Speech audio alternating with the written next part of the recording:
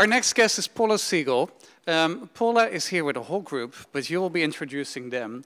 Paula is for 596 acres, and they're the only community land access advocates in New York City. Paula is also a lawyer by training, very good, and is here with a whole group of friends. So over to you. All right, I'm just gonna. Oh, you know, I need this, and then I need you guys. I can't do this by myself, because actually it turns out we live in a city, and the reason we like it is because we live surrounded by other people, right? And the reason we're all here tonight is actually to talk about places that we can spend time with other people in, right? So we're a tiny little organization that is in the business of helping people recognize opportunities to create more community spaces, to create more open spaces, to transform our vacant public land into something else, into something that can be used by neighbors together, into something that can be built by neighbors together, and hopefully into future parks, into future protected spaces. We've helped 32 groups around the city in the last 3 years take vacant lots like this, translate information that is readily available on the internet. Isn't that so clear? It's also readily available out on the street. That is a sign that tells you very clearly, this is public land. It is in the jurisdiction of housing preservation and development, and they are not doing anything right now with it. But of course, you need a little translation. So we've helped through our translation and our advocacy, just a little, you know, like sentences, you know, maybe a smiling face, someone to pick up the phone. So through our translation efforts and our advocacy, 32 groups have new community spaces in their own neighborhoods. We're going to be hearing from some of them today. We're going to be hearing from some of them today. 9 of those spaces, actually, Commissioner Silver, have been transferred to the Parks Department, which is awesome. So we're growing your inventory. We're growing it from the grassroots. We're growing it from the neighborhoods up, where people are recognizing opportunities for new park spaces, creating them with their own hands, and then advocating for their preservation. And the Parks Department is welcoming them into the inventory, which is pretty exciting.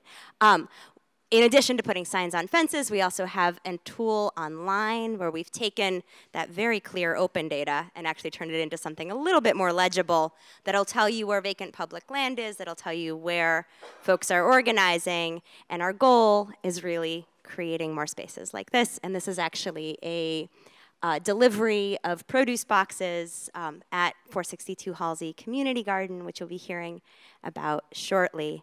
But I'm going to put a little downer in our step, because what we're about to hear about is 3 hangouts that are at risk. So, as I said, we are an organization that identifies opportunities for neighbors to come together around vacant public land that is sitting unused. And as we know, this is a city, and there's lots of us here, and there's a lot of competing needs and a lot of competing uses. So right now, we have a really aggressive housing plan that's a little bit on a crash course with what's going on in our neighborhoods. And we have some community gardens that are on properties that are being made available for purchase for $1 by anybody. Well, not by anybody. By anybody who works within terms that are pretty broad that the Department of Housing Preservation and Development has set.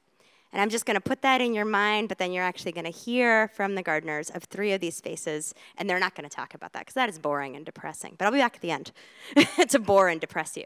So with that, Alice, you've got a mic over there. For Alice Forbes-Spear from Bed-Stuy, go for it.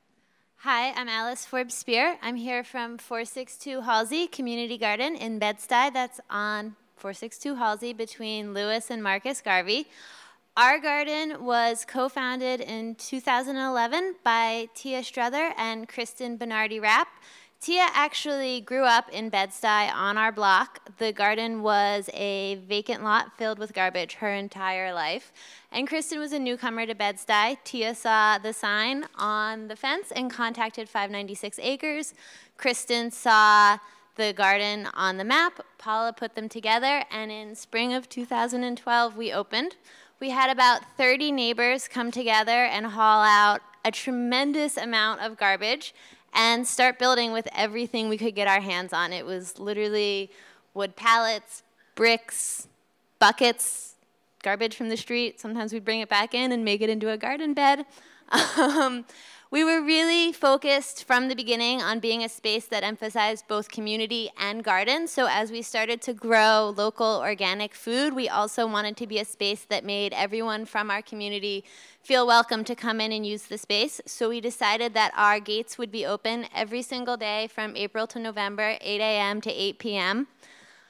That may seem pretty obvious for a public space, but for anyone who's ever gardened, you know how much work you put into your precious plant babies. They become very valuable to you. And so opening it up to the community and saying, come in, like some of you may take our eggplants, we'll deal with it, was actually a decision that required a lot of thought, intention, and trust in our community. After our second season, we assessed what was working and what wasn't working. Some of what was not working was that we had inadequate sun throughout the garden. We had lead in the soil, even the soil that we imported.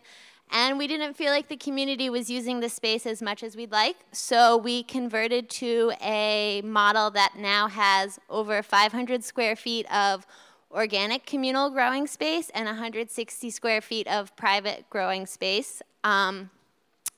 We have bees. We process about a ton of food scraps a month, and this transition was a pretty big deal. Our community, 30 garden members, countless neighbors came together and actually moved 25 tons of soil that was donated to us by NYC Recycles. It was a huge project.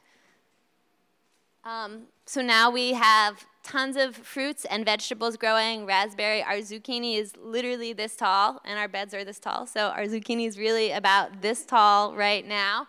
We host potlucks. We have community events, concerts. It's really a space that every year gets better as we grow.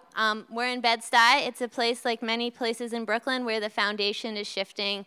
The neighborhood is changing a lot, and we are continuing to work not only to grow food, but to set down roots, to become a space that embraces newcomers while celebrating the history of Bed-Stuy and its foundation as a really strong community with a lot of people that know how to grow really amazing food. And we're going to go a little bit south into Crown Heights and hear from Greg at the Amani 2 Community Garden. Thank you. Hello? Is this working? Hello? It is. Thank you. Very good. Yeah, my name is Greg Todd. I'm representing the Amani Garden, which is in Crown Heights on the corner of Pacific and Schenectady.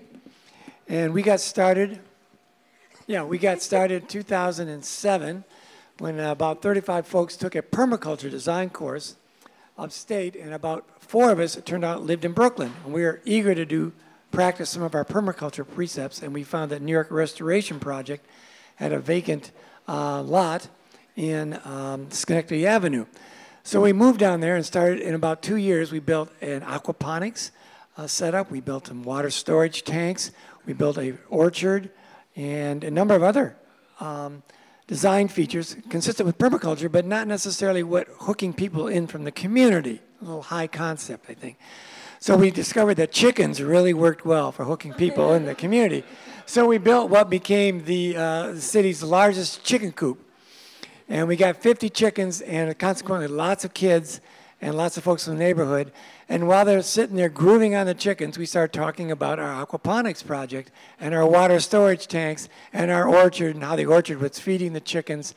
And it was all really cool, except for one problem, that we had a giant willow tree which provided total shade, great for hanging out, not good for growing plants.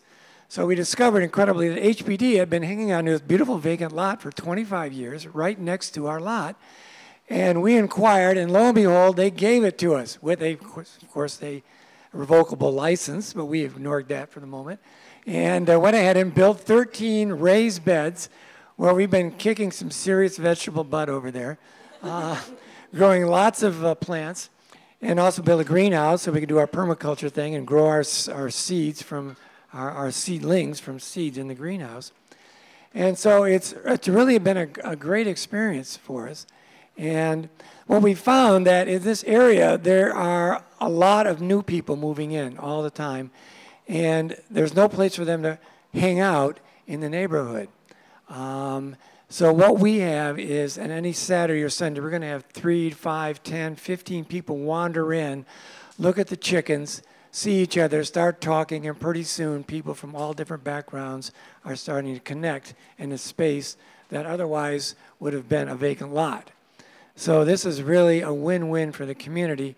And last Tuesday night, the Community Board 8 Parks Committee voted unanimously to support a letter being sent to HPD asking them to remove our lot from their roles and transfer to the Parks Department. So hopefully that will be approved by the full board next Thursday, and hopefully HPD will pick up on the idea. Thank you. Thank you, Greg. And last but not least, Kaisha from Patchen Community Square. Yes, I'm Kaisha. This is my daughter, Raina, one of my daughters. And we are representing Patchen Community Square Garden. It's in Bed-Stuy on the corner of Patchen Avenue and Putnam Avenue. I can still remember the day, it was about 3 years ago, when I walked past the empty lot and I saw the 596 acre sign, and I was so excited. I literally was jumping up and down because I had just discovered that I inherited my grandmother's green thumb a year before that. And a couple of blocks down, we planted beautiful tomatoes and peppers, and that was very rewarding. So I was really excited when I saw this space was available. I met with other community members, and we decided to divide the lot into gardening space and community space. We registered with Green Thumb, and we raised money and secured a grant to buy compost bins and supplies for garden beds and to construct a shed. The Block Association was instrumental there in this picture. They were instrumental in raising money to purchase a new gate and picnic tables, and the community really came together to dig, weed a lot and remove a lot of construction rubble and excuse me, and build garden beds. And slowly herbs and vegetables started to grow.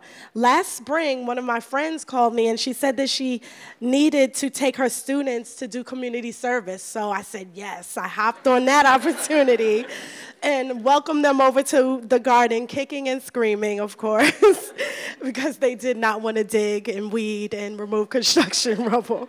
But they did it, and that proved to be a very rewarding experience for everybody. It had amazing results, and we built 7 individual beds. We planted 5 fruit trees, and right now we have 14 individual lots and 3 very large community beds. During that weekend, we strategized and came together, and the energy was really amazing. Without those students, I don't know how far we would have gotten. We reused a lot of the brick in the in the garden, and we created the design, and neighbors came out and planted lots of flowers that helped the bees come and pollinate the crops. And every time anybody walks past the garden, they compliment us on how beautiful it is and ask how they can be involved. We secured 9 pallets of compost and potting soil and mulch from the city, all for free, and we laid it out all in the front of our garden, and we were trying to figure out how we can get sod. We were trying to come up with some money to get some grass for the area because that would make it beautiful. And lo and behold, that next week, 596 Acres called us and said, somebody's giving away free sod. So me and my husband and I, we ran over there, we loaded up his truck, and well, I guess you saw this. And yes, our beautiful, our beautiful lawn.